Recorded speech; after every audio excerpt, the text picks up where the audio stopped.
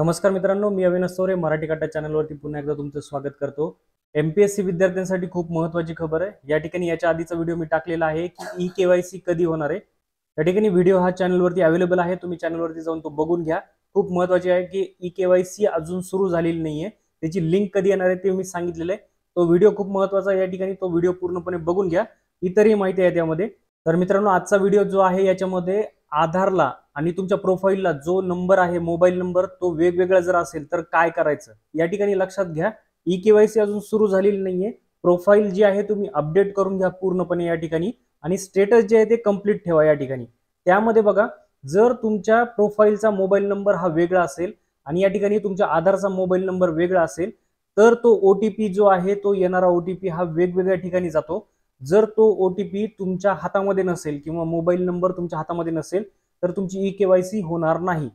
दुसरा प्रश्न, या ठिकाणी तुम्हाला तुमच्या प्रोफाइलचा आणि आधारचा मोबाईल नंबर जो असेल तो एकच ठेवायचा आहे, ते गोष्ट एक लक्षात ठेवा तुम्ही।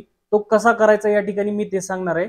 या ठिकाणी बघा, या ठिकाणी तुम्हाला महाराष्ट्र लोकसेवा आयोगाच्या या वेबसाईट वरती यायचंय। आल्याच्या नंतर या ठिकाणी बघा, फॉरगेट रिसेट ईमेल आयडी आणि मोबाईल नंबर याच्यावरती तुम्हाला क्लिक करायचंय। क्लिक केल्याच्या नंतर तुम्ही ईमेल ॲड्रेस या ठिकाणून बदलू शकतात आणि मोबाईल नंबर सुद्धा बदलू शकतात। जर मोबाईल नंबर तुम्हाला बदलायचा असेल तर मोबाईल नंबरवरती क्लिक करा। जो जुना या ठिकाणी प्रोफाइल मध्ये मोबाईल नंबर आहे तो, त्यानंतर कॅन्डिडेटचं पहिलं नाव, त्यानंतर कॅन्डिडेटचं मिडल नाव, आणि या ठिकाणी बघा तुम्हाला तुमची डेट ऑफ बर्थ या ठिकाणी टाकायची आहे। टाकल्याच्या नंतर या ठिकाणी व्हेरीफाय वरती क्लिक करा।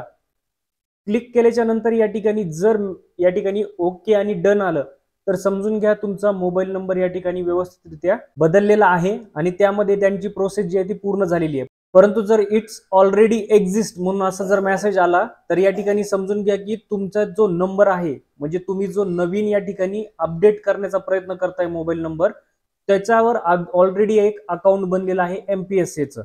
कारण एमपीएससी जर ऑलरेडी एक अकाउंट असेल तरच त्या पद्धतीचा मेसेज, म्हणजे या ठिकाणी ऑलरेडी एक्झिस्ट असा मेसेज येतो। जर तसा मेसेज आला तर तुम्हाला या ठिकाणी ते बदलता येणार नाही, ते तुमच्या हातामध्ये नाहीये।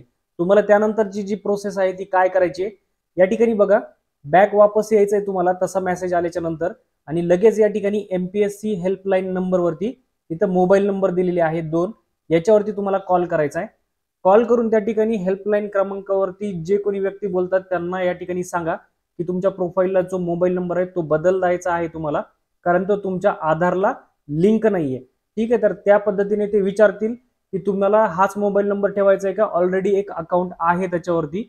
जर तुमच्या नावावरती अजून एखादा अकाउंट असेल आणि तुम्हाला माहिती नसेल आणि तुम्हाला ते ठेवायचं नाहीये, तर तो ऑलरेडी त्यांना सांगा की मला जे आता रेग्युलर मध्ये अकाउंट आहे तेच या ठिकाणी चालू ठेवायचंय आणि माझा नंबर जो आहे तो प्लीज बदलावा। या ठिकाणी ते तुमचा त्या ठिकाणाहून स्वतः प्रोसेस करून तो मोबाईल नंबर बदलून घेतील आणि ही प्रोसेस लगेच होते। त्यानंतर ते लगेच म्हणतात तुम्ही तुमच्या प्रोफाइल मध्ये जाऊन स्टेटस चेक करा। त्या ठिकाणी तुम्हाला प्रोफाइल ओपन करायचं आहे आणि त्या ठिकाणी ओपन करून या ठिकाणी तुम्हाला तुमचा बदललेला मोबाईल नंबर दिसून येईल। तर मित्रांनो, ही अशी महत्त्वपूर्ण माहितीसाठी तुम्ही चॅनलला सबस्क्राईब केलं नसेल तर सबस्क्राईब करा, लाईक करा आणि शेअर करत चला। ई-केवायसीचा मी व्हिडिओ टाकणार आहे, त्यासाठी चॅनलला सबस्क्राईब करून ठेवा। भेटूया पुढच्या व्हिडिओत, तोपर्यंत जय हिंद, जय महाराष्ट्र।